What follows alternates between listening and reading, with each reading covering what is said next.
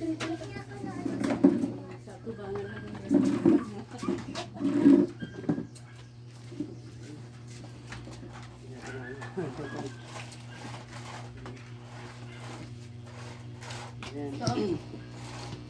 Sa magandang maga sa ating lahat.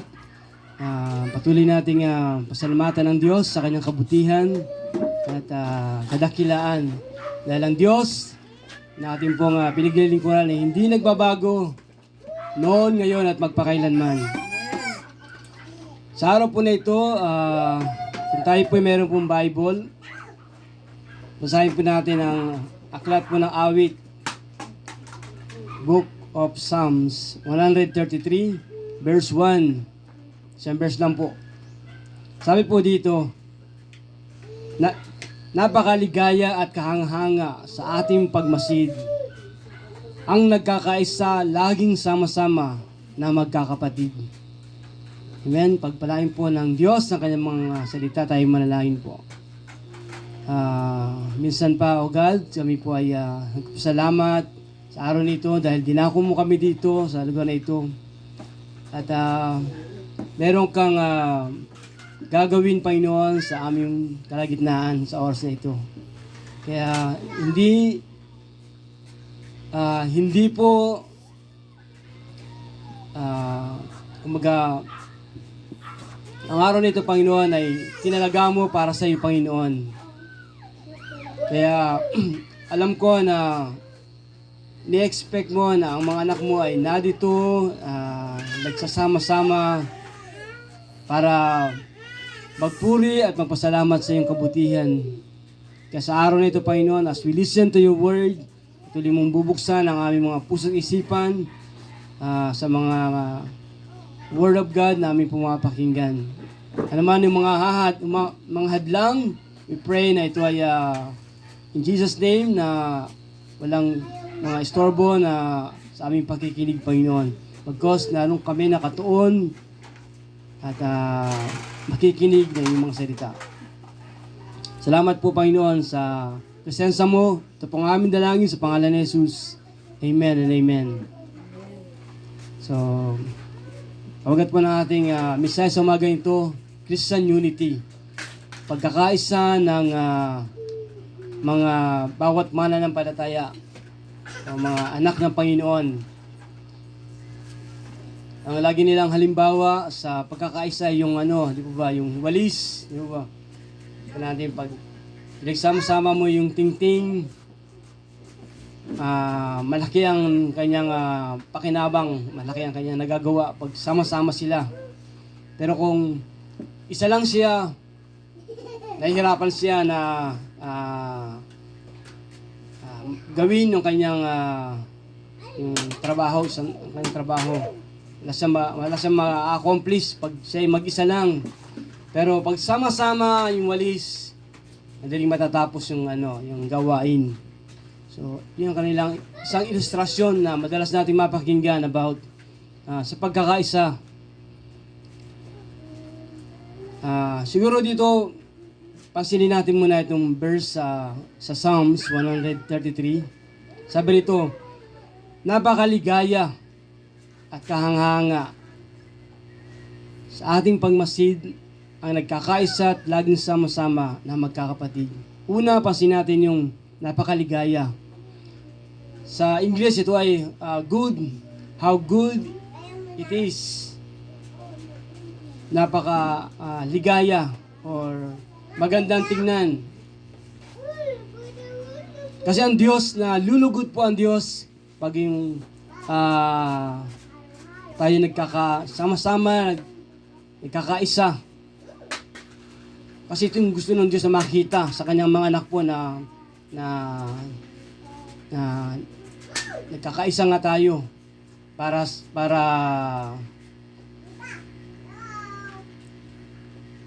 po tayo ay magtagumpay or meron tayong may accomplish. At tayo rin po, di po ba, pag tayo rin bilang tao, pag nakita natin na nagsasama-sama tayo, nagkakaisa, di ba tayo po ay maganda, di po ba? Natutuwa tayo. So, sabi nito, kahanga-hanga. Sa English, ito ay pleasant. Kahanga-hanga na beauty na mamamangha ka pagka nagkasama-sama, nagkakaisa ang mga anak ng Panginoon. Kasi sinulat ito ni David kasi yung kingdom ay nahati ito sa dalawa. Di ba, may north, mayroong Judah at saka Israel, kingdom of Israel. Nahati dalawa yung Israel. So, sa araw na ito, sila ay nagsama-sama po, nagkaisa sila na sambahin ang Diyos, purihin ang Diyos. Kaya nasabi ito ni David, sabi niya, napakaligaya at kahanga-hanga na pagmasdan o tingnan na nagkakaisa, laging sama-sama ang magkakapatid. Dahil sila po ay magkakapatid sa Panginoon. O isang lahi lang sila ni Abraham na sila ay hindi dapat nag-aaway-away. At sabi dito,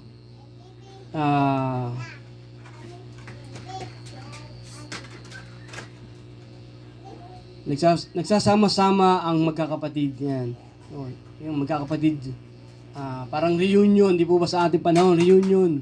Napakaganda na tingnan pag ang mga kamag-anak mo nakikita mo minsan, nakikita mo, masaya ka na kayo ay isang angkan, isang lahi na sama-sama nagsasaya. At dito nga po makikita natin na yung gusto ng Panginoon na pagkakaisa ay maranasan natin, gawin natin. Tingnan natin una po yung what is unity. Ang pagkakaisa po ay pagkakaroon ng pagkakapare-pareho ng mga layunin, paniniwala at hikain.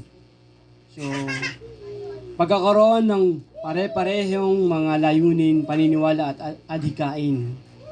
Ito rin po ang pagkakaisa, isang larawan ng pagkakaisa at pagkakapantay-pantay ng individual. So, walang pantay-pantay lang. Walang higit or nakatataas. Ang pagkakaisa po ay pagkakaroon ng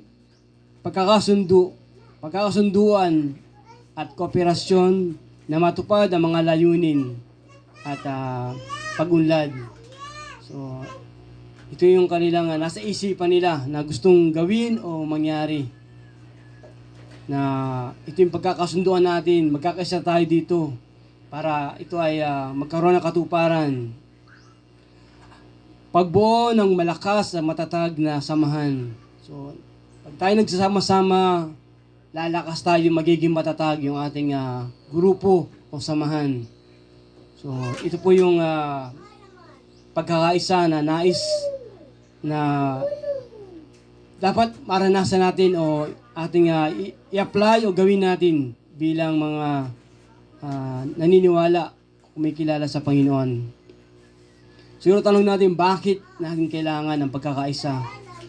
Kailangan natin po ang pagkakaisa dahil ito ang lakas ng bilang. Pag marami, hindi po ba kagaya ng walis? Pag marami, mas magagawa niya yung hindi niya kayang gawin mag-isa. Pero pag marami kayo, so madali po ma-accomplish. Meron kang ma-accomplish na bagay. Pangalawa po, pagkakapantay-pantay. Kanina binanggit na. So, pantay-pantay, walang mataas. So, bakit kailangan natin ng pagkakaisa para walang umaabuso? Diba ba? Pangatlo, paglutas ng mga suliranin. Minsan, mag-isa ka lang, ay nga, hindi mo kaya pag mag-isa lang. Pero pag kayo'y marami, sama-sama, madali nyo malulutas sa mga suliranin. Dahil may iba't ibang gift ang bawat isa sa atin para mag-contribute sa solusyon o suliranin na dapat nating na ma-accomplish. Bakit natin kailangan ng pagkakaisa? Ito ay nagdudulot po ng kapayapaan at pagkakasundo. So, pagka mayroong nagkakaisa, mapayapa po at nagkakasundo ang bawat grupo o samahan. Kapayapaan na naghahari instead na gulo, di po ba? Instead na away-away, kundi nagkakasundo sila. Kasi nga nagkakaisa sila. Panlima po na dahilan para sa pagunlad at paglago. So, para ang isang samahan o lugar, bayan, bansa ay umunlad at lumago, kailangan po magkaisa po tayo. Lahat ay kumikilos, lahat ay nakikipag-kooperasyon para uunlad nga po at lalago ang ating yung lugar na kinabibilangan natin. Ito man ay simbahan, ito man ay isang community or bayan o baryo o barangay, di po ba? So, pag nagsasama-sama yan ay makikita natin yung pagunlad at paglago. Sa pantanong, siguro na ating pong may tatanong, paano natin gagawin yung pagkakaisa? Paano natin gagawin? So, magitan po ng komunikasyon. Kailangan may komunikasyon ka. Na alam mo na mayroong grupo o samahan na may magandang layunin. So, kailangan meron kang makikipag-communicate ka sa kanila, makiisa ka sa kanila para ito ay mangyari nga yung mga layunin na naisin nila na ma-accomplish. Pangalawa, paano natin ito paano ang gagawin natin para magkaisa? Ang pangalawa po ay tulong-tulong. Magtulungan po tayo. Tulong-tulong kasi nga po, hindi kaya ng isang tao ang isang trabaho. So, kailangan tulong-tulong po tayo. Iba yung gift mo, iba yung gift ko. At kung tayo po ay magtutulungan, meron tayong ma-accomplish. Mararating natin o yung ating vision or mission na meron tayo.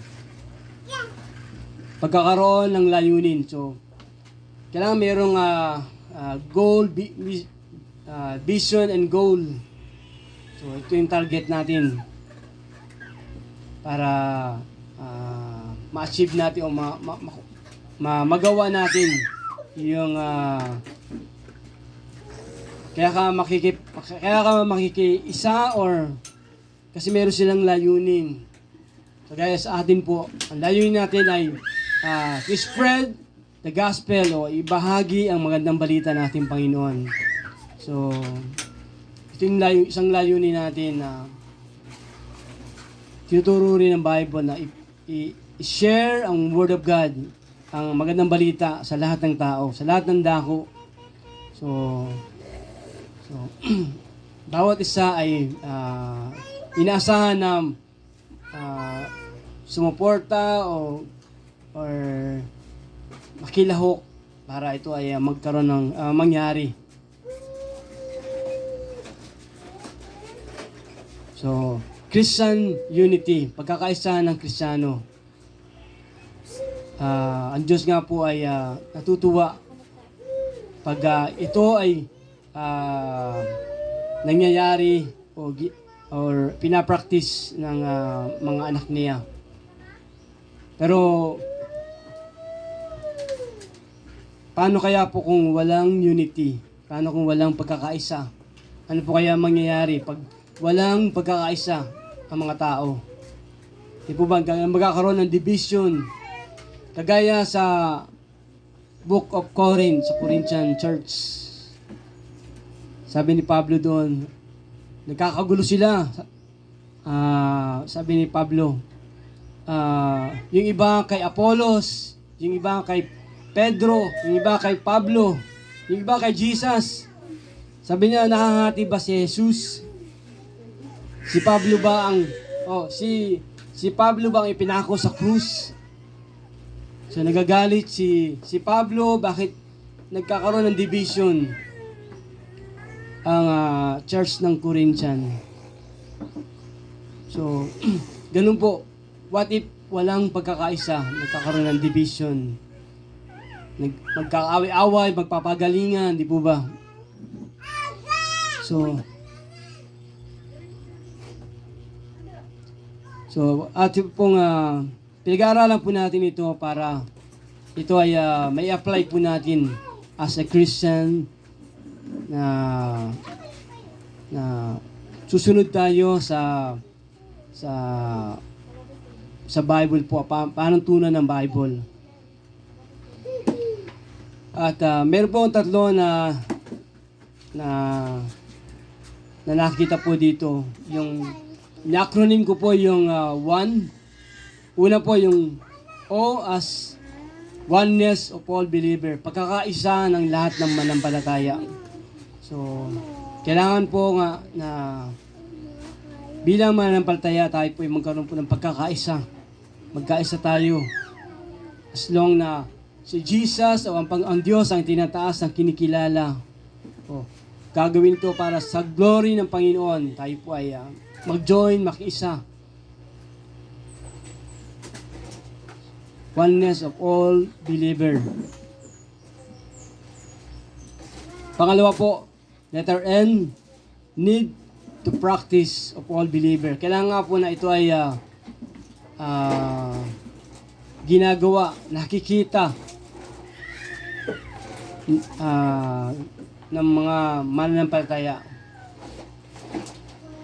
Kasi gusto ni Satan tayo po ay division or magkagulo. Alam niyo po sa John 17:21, ito po yung prayer ni Jesus. Basahin natin po yung John 17:21. Isa po ito sa prayer ni Jesus. Basahin ko lang po yung John 17:21.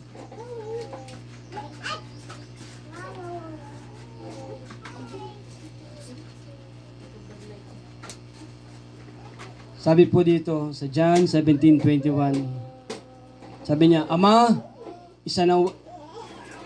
maging isa nawa silang lahat, kung paanong ikaw ay nasa akin at ako ay nasa iyo. Gayon din naman, maging isa nawa sila sa atin upang ang sanglibutan ay maniwala na ikaw ang nagsugo sa akin.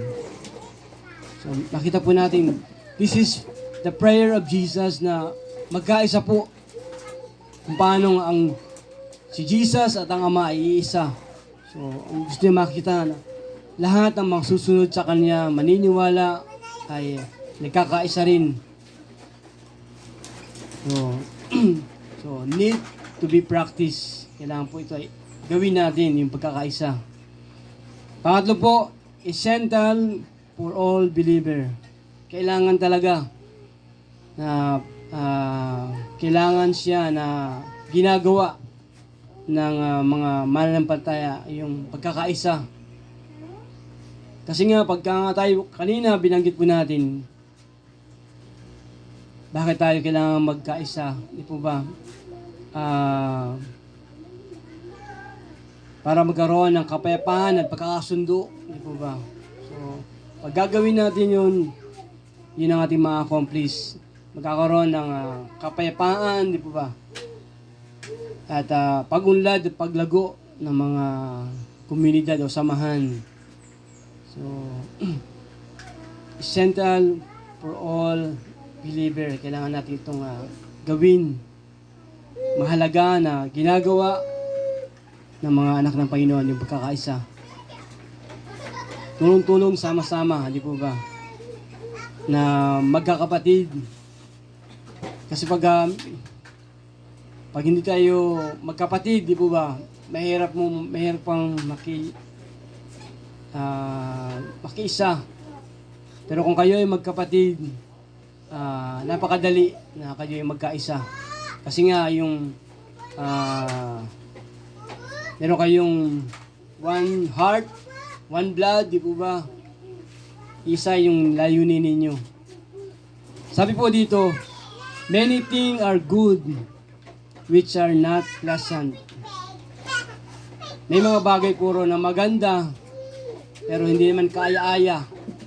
At meron naman mga bagay na kaaya-aya na hindi naman maganda. Ito yung isa sa quote na nakita ko po. Many things are good which is not pleasant, and many things are pleasant which are not good. So, minsan, tama naman yun, di po ba? Pero pagdating sa unity, ito po ay sinasabi sa ating verse na binanggit po. Good and pleasant.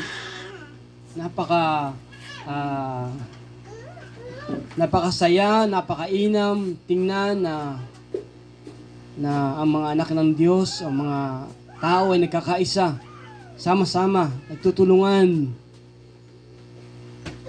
Sabi po, in unity, it gives beauty, strength, and power. So, nagbibigay siya ng kagandahan, kalakasan, at kapangyarihan. May example po ko doon sa power, sa pagkakaisa. Yung tubig, di mo ba? Ano yung tubig? Pagka siya ay liquid, parang wala lang. Pero once na ito ay tumigas, naging yelo po, di po ba? Powerful siya. Pag ito ay naihampas na iyo, di po ba? Pwede kang magkaroon ng bukol. So, ganun siya. Pag sila ay pinagsama, nagkaisa, may power sila. May strength, may lakas.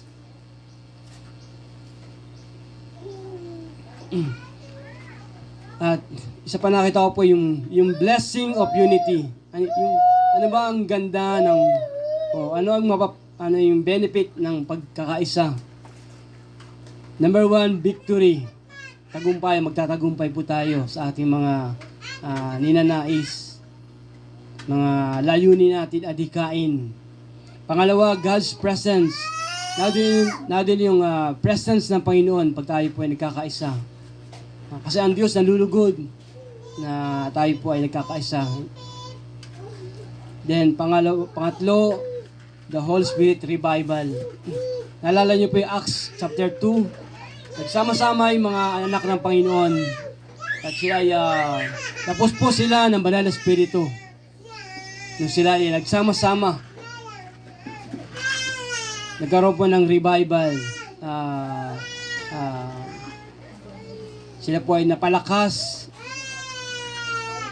through the Holy Spirit.